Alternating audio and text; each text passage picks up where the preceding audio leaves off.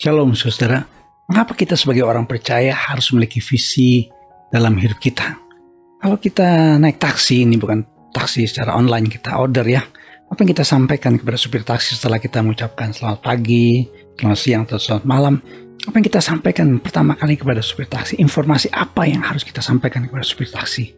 Tentu saja yang harus kita sampaikan adalah tujuan kita, kemana kita mau pergi. Jangan kita sampaikan kepada supir taksi masalah hidup kita, persoalan kita, pas duduk di belakang taksi atau duduk di kursi belakang, kita langsung berkata, Pak, saya lagi punya masalah. Saya punya masalah di kantor, saya punya masalah sama mertua, saya punya masalah sama mantu, saya punya masalah sama istri. Supir taksi itu bukan kanseler. Jadi, saudara, yang harus kita sampaikan kepada supir taksi, nomor satu setelah kita mengucapkan salam adalah apa? Tujuan kita. Kalau kita pakai aplikasi online pun juga begitu. Ada yang namanya lokasi tujuan, itu yang harus kita isi. Kalau kita tidak isi, maka aplikasi tersebut tidak akan berfungsi. Saudara, kenapa dalam perusahaan ada namanya visi dan misi? Selalu dalam perusahaan-perusahaan ditulis visi dan misi. Sebagai bangsa pun juga kita memiliki namanya visi sebagai sebuah bangsa, saudara. Kenapa? Karena itu visi berbicara satu gambaran tentang masa depan. Satu gambaran mental yang berkata satu masa depan yang kalau kita sebagai orang percaya, satu masa depan yang Tuhan berikan kepada setiap orang percaya. Jadi visi merupakan satu gambaran di dalam hati kita, dalam mental kita tentang masa depan yang Tuhan berikan kepada setiap orang yang percaya. Bill Hybels mengatakan vision is a picture of the future that produces passion. Ketika seorang memiliki visi, dia memiliki semacam passion, gairah, semangat. Orang-orang yang punya visi itu selalu terlihat ketika dia bekerja, ketika dia beraktivitas, ketika dia menjadi seorang suami, menjadi seorang istri, menjadi orang muda, menjadi warga gereja, menjadi pelayan Tuhan yang penuh dengan semangat. Itu orang-orang yang punya visi, seringkali disebut dengan istilah orang-orang yang visioner. Visi itu seperti sebuah mobil dengan bensin. Mobil itu walaupun punya cc yang besar, canggih, hebat, mesin yang begitu hebat, tapi tanpa bensin nggak bisa bergerak. Demikian juga dengan hidup kita. Kalaupun kita punya potensi, kemampuan, talenta yang begitu hebat dalam diri kita, tapi tanpa visi, maka tidak ada terjadi sesuatu yang luar biasa dalam kehidupan kita. Itu seperti kayak sebuah lampu dengan lampu senter dengan baterainya. Walaupun bisa menerangi, tapi tanpa ada namanya baterai, tidak akan pernah berfungsi dengan baik. Itu gambaran sebuah visi. Saudara-saudara, kalau kita membaca buku tokoh-tokoh Kristen yang mewarnai dunia, memberikan pengaruh besar dalam sejarah pelayanan gereja, para misionaris, para hamba-hamba Tuhan, gembala-gembala, pendeta-pendeta yang luar biasa, mereka adalah orang-orang yang punya visi yang jelas dalam hidup mereka. William Carey yang punya moto expect great things from God and attempt great things for God. Harapkanlah perkara-perkara besar dari Allah dan usahakanlah perkara-perkara besar dari Allah. Adalah seorang yang visioner.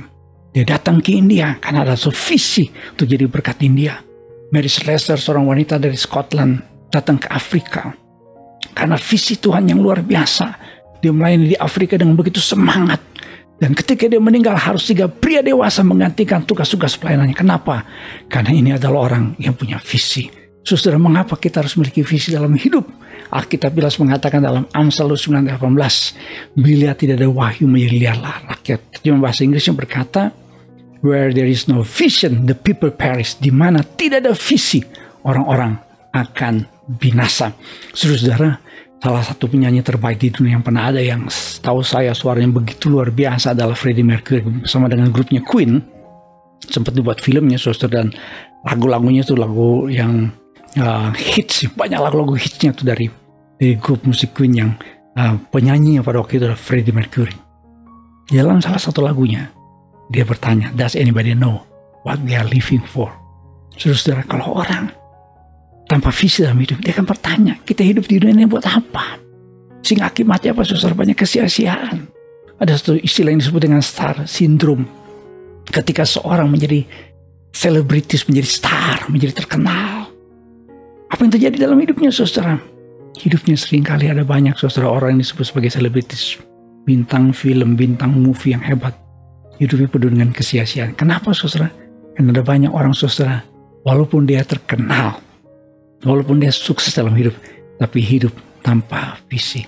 Ada seorang yang namanya Alexander Agung. Dia menguasai mungkin 2/3 wilayah dunia, saudara. Tetapi dia menangis, dia berkata, there are no more words to conquer. Kenapa, saudara? Karena ternyata Alexander Agung ketika berkuasa pun juga, kekuasaannya atau kerajaannya, hidupnya tanpa sebuah visi. George Barna belak-belakan berkata, tanpa visi gereja hancur. Makanya kita menemukan, saudara, kenapa ada banyak gereja yang tutup di beberapa wilayah dunia. Tapi kenapa ada gereja-gereja di tengah-tengah wilayah yang penuh dengan kesulitan, tantangan dalam pelayanan. Gereja-gereja yang ada di negara yang mungkin sulit untuk beritakan Injil, tapi gereja tersebut berkembang dengan luar biasa. Kenapa? Karena umat Tuhan yang ada di negara-negara tersebut atau di wilayah-wilayah tersebut adalah orang-orang percaya yang memiliki visi yang jelas dalam hidup. Saudara, ada seorang yang namanya Helen Keller. Ungkapannya terkenal dengan berkata, the greatest tragedy in life is people who have sight but no vision. Tragedi terbesar dalam kehidupan manusia adalah orang yang memiliki penglihatan tetapi tidak memiliki visi. Helen Keller lahir dengan keterbatasan fisik. Tidak bisa mendengar, tidak bisa bicara, dan tidak bisa melihat. Tapi Helen Keller adalah seorang wanita yang menginspirasi banyak orang di atas muka bumi. Saudara boleh buka di Wikipedia. Saudara, kenapa? Karena Helen Keller, walaupun tidak punya penglihatan secara fisik, tapi dia punya penglihatan di dalam hidupnya secara mental. Dia punya visi. Apa yang membuat saudara orang tidak bisa memiliki visi dalam hidup? Karena seringkali hidup orang itu dikuasai oleh perasaan bersalah, marah, ya, perasaan takut, khawatir, cemas, bimbang. Hidupnya dikuasai oleh materialisme, pagi, siang, malam. Pikirannya hanya untuk uang. Ketika dia ingin menjadi seorang pemimpin, dia berpikirnya untuk jadi pemimpin yang kaya. Ketika dia mau bekerja, pikirannya hanya untuk mendapatkan yang namanya materi. Dan ingin diakui orang, saudara. Ini membuat seorang kehilangan yang namanya visi dalam hidup. Saudara, Tuhan berikan visi kepada setiap orang percaya. Rick Warren punya ungkapan yang luar biasa. You were born by His purpose and for His purpose. Anda dilahirkan ke dalam dunia karena rencananya dan untuk rencananya. Rasul Paulus bersaksi dalam Galatia 1 ayat 15 dan 16. Dari waktu Ia yang telah memiliki aku sejak kandungan ibuku dan manggil aku oleh kasih karunia-Nya, berkenan menyatakan anaknya dalam aku, supaya aku memberitakan dia di antara bangsa-bangsa bukan Yahudi. Rasul Paulus tercatat sebagai orang kedua setelah Tuhan Yesus yang memberikan pengaruh besar bagi kekristenan. Gereja-gereja di Asia sampai di Eropa, Tuhan memakai hamba Tuhan yang namanya Rasul Paulus. Dari 27 kitab perjanjian baru, 13 surat, Tuhan pakai Rasul Paulus menyampaikan kebenaran firman Tuhan. Kenapa, saudara? Karena Rasul Paulus jelas visi dalam hidupnya. Saudara, jika suatu hari kelak 5, 10, 20 tahun ke depan, Tuhan inginkan saya untuk menjadi apa? Menjadi suami yang seperti apa? Menjadi istri seperti apa? Menjadi orang muda seperti apa? Menjadi warga gereja yang seperti apa? Menjadi warga negara yang seperti apa? Jika suatu hari kelak orang mengenang kita, entah istri, entah suami, entah anak, entah orang tua, entah teman, entah sahabat, entah rekan pelayanan, rekan sekerja, rekan bisnis, seperti apa orang mengenang kita? Selalu dalam ibadah-ibadah kedukaan, orang akan bicara tentang hidup orang yang meninggal, almarhum atau almarhumah. Orang akan mengenang. Kira-kira orang mengenang kita seperti apa, saudara? Apakah ada seorang suami yang akan mengenang istrinya dengan berkata, Tuhan, saya bersyukur untuk seorang istri yang buat saya menjadi orang yang bertobat dan percaya Tuhan Yesus. Apakah ada seorang istri yang bersyukur kepada Tuhan dengan berkata, Tuhan, terima kasih untuk seorang suami yang takut akan Tuhan sehingga kami sekeluarga menjadi orang-orang yang cinta Tuhan. Apakah ada anak-anak yang mengenang orang tuanya dan berkata, Tuhan, kami bersyukur untuk papa dan mama, papi dan mami yang begitu luar biasa sehingga kami menjadi orang yang pakai Tuhan.